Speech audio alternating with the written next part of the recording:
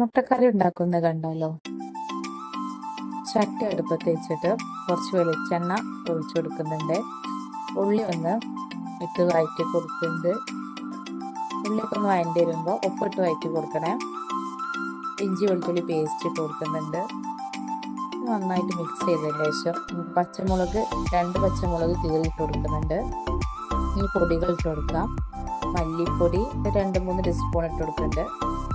പിന്നെ മഞ്ഞൾപ്പൊടി, മുളക് പൊടി, പിന്നെ കുരുമുളക് പൊടിയും ഗരം മസാലപ്പൊടിയും പിന്നെ ഉപ്പിട്ട് നന്നായിട്ട് നമുക്ക് വഴറ്റിയെടുക്കാം. അതിൻ്റെ പച്ചമണമൊക്കെ ഒന്ന് മാറോളം ഒന്ന് വഴറ്റിയെടുക്കാം.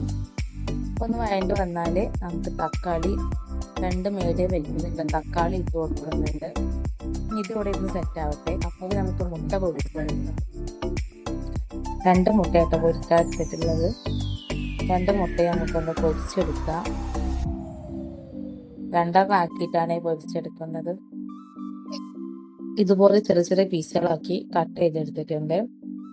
അപ്പോൾ ഇത് നമ്മുടെ തക്കാളിയും ഉള്ളിയൊക്കെ നല്ല റെഡിയായി വന്നിട്ടുണ്ട്. നമുക്ക് തേങ്ങ ചിരകിയത് അരച്ചെടുത്തിട്ടുണ്ട്. അതൊന്ന് ഇട്ട് കൊടുക്കാം. തേങ്ങ നന്നായിട്ട് വറുത്തെടുത്തിട്ട് ഉള്ളിയും ചെറിയ ഉള്ളിയും ജീരകവും ഒക്കെ ഇട്ട് വേപ്പിനിലൊക്കെ ഇട്ട് നല്ല വറുത്തെടുത്ത് അരച്ചതാണ്. അത് ഒഴിച്ചു കൊടുത്ത് ഒന്ന് തിളച്ചതിന് ശേഷം നമുക്ക് മുട്ട നമ്മൾ കഷ്ണങ്ങളാക്കിയിട്ട് വെച്ച് നമ്മൾ മുട്ട ഇട്ട് കൊടുക്കാം. നമ്മൾ കറി റെഡി ആയിട്ടുണ്ട്. ഒന്നും കൂടെ തിളച്ച് കഴിഞ്ഞാൽ നമ്മൾ കറി റെഡി ആയിട്ടുണ്ട്. പെട്ടെന്ന് ഉണ്ടാക്കാൻ പറ്റിയ കറിയാണ്. നല്ല ടേസ്റ്റുമാണ്. നമുക്ക് അപ്പത്തിൻ്റെ ഒപ്പം കൂട്ടാൻ പറ്റിയ നല്ല കറിയാണ്.